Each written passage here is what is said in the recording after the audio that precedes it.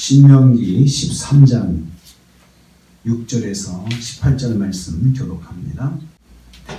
오늘 말씀은 다른 신을 섬기자고 미혹하는 영적인 불량배에 대한 처분에 대해서 말씀하는 것을 내용으로 하고 있습니다. 그래서 오늘 말씀을 영적인 불량배라고 제목을 정하였습니다.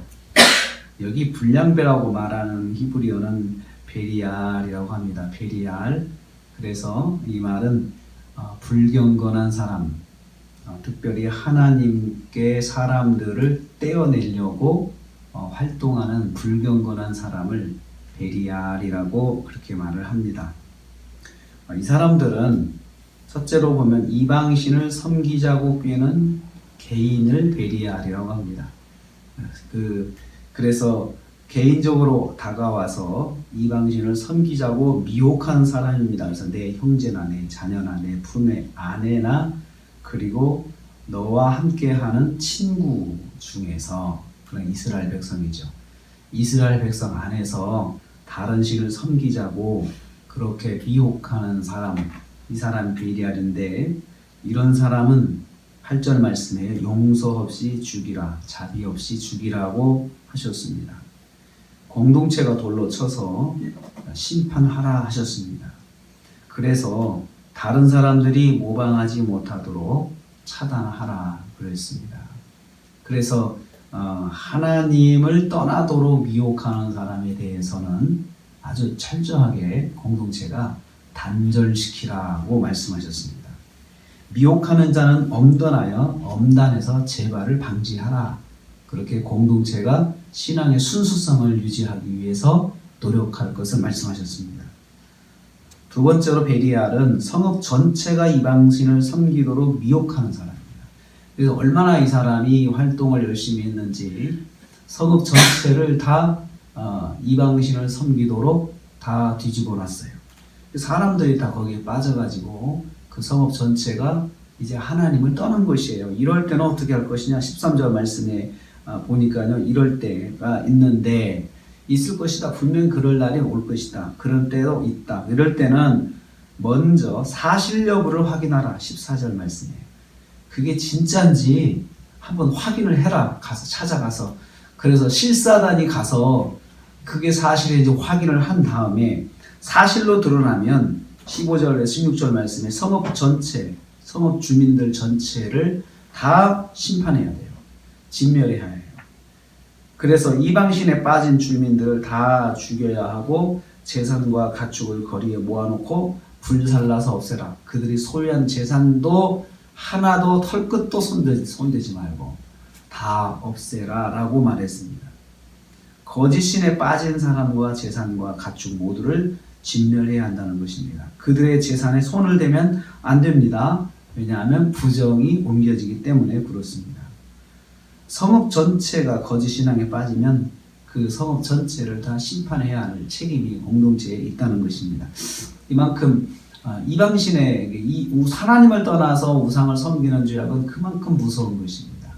그래서 하나님의 백성이 이렇게 하나님을 떠나서 우상을 섬기게 되면 번성의 복이 막힙니다. 하나님께서 그렇게 하세요. 그래서 17절 후반부터 18절 말씀 보면, 그러하면 여호와께서 너를 긍휼히 여기시고 자비를 도와서 너를 번성하게 하실 것이다. 그러니까 번성이 막힌다는 거죠. 그러니까 심판하는 너, 이스라엘 백성이죠.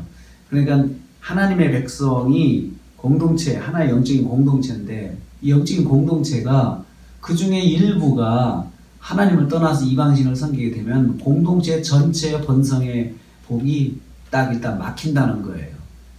그래서 이 하나님 주시는 은혜와 복이 딱 막히기 때문에, 그 줄기가 막히니까 이걸 터야 되잖아요. 터는 길은 그 사람들을 심판하는 것이다. 공동체 전체가 이건 잘못됐다라고 심판을 하면서 그 사람들을 완전히 공동체에서 떼내는 거죠. 그래서 그렇게 하도록, 이건 굉장히 어려운 거죠. 참 어려운 일이에요. 참 쉽지 않아요. 그렇지만 이스라엘 백성이 반드시 그렇게 하라고 하셨는데, 이스라엘이 이제 역사를 보면 그렇게 하지 못해요. 전체가 이스라엘 전체가 다 이방신에 빠져가지고 그렇게 된 거예요. 그러니까는 하나님께서 심판하실 수밖에 없어요. 자기들이 자기 손으로 심판할 수 있는 조건을 갖추지 못하니까 하나님이 직접 심판하셔서 그들을 진멸하고 그들이 침략을 받게 하고 그들을 그 땅에서 쫓아내시고 포로가 되게 하셔가지고 수천 킬로 떨어진 곳까지 사슬에 매여가지고 걸어가서 끌려가서 거기서 노예 생활을 하도록 하나님께서 그 땅에서 아예 쫓아내버리시는 거예요. 그 땅을 누릴 자격을 완전히 박탈하시는 거죠. 번성의 복을 막으시는 것입니다. 그래서 정말로 우리 전체가 공동체 전체가 하나님의 은혜와 복을 계속해서 받으려면 말씀을 듣고 18절 말씀에 명령을 지키고 그 다음에 정직하게 행하면 듣고 지켜 행하라. 세 가지요. 듣고 그리고 보존하고 그리고 행동을 해요. 말씀대로. 그것이 이루어지지 않으면 자꾸 신앙이 변질될 수밖에 없다는 거예요. 듣는 데서 그치면 안 되고 그냥 가지고 있는 데서만 그치면 안 되고 행동을 해야 됩니다. 하나님 말씀대로 순종해야 된다는 거죠. 그러면 우상이 가까이 하지 못합니다. 우리가 지키지 못하고 순종하지 못할 때 우상이 파고들 수가 있어요. 우리가 말씀대로 적극적으로 하면 우상이 파고들지 못합니다. 틈이 없는 거죠. 그래서 오늘 말씀은 그 미혹하는 자에 대한 처리 어떻게 할 것인가. 미혹에 빠진 사람들, 미혹에 빠진 공동체는 철저하게 진멸 심판해라. 그래서 자비를 베풀지 말라라고 그렇게 말씀하고 있습니다. 요한계시록에 보면은 이렇게 미혹하는 자들은 하나님께 철저하게 심판하죠. 그래서 그 이단에 빠진 자들, 이단들은 철저하게 심판하는 거죠. 교회가 딱 규정해서 떼내야 되는 거죠. 저건 이단이다라고 떼어내는 거죠. 그래서 교회가 강력하게. 그래서 그런 사람들에게는 사랑과 은혜를 베풀지 않아도 된다. 그거예요. 그런 사람들. 왜냐하면 이건 영적으로 완전히 영적인 불량배예요.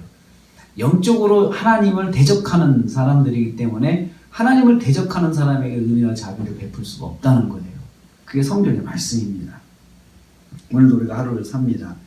미혹하는 자는 가까이 하지 마십시오. 그들의 말을 듣지도 말고 그리고 그 사람들과 같이 머물지도 말고 그렇게 하라고 했습니다. 철저하게 차단해서 미혹에 빠지지 않고 하나님 말씀을 듣고 지키고 행하는 삶으로 오늘 하루 승리하시기를 주님의 이름으로 축복합니다.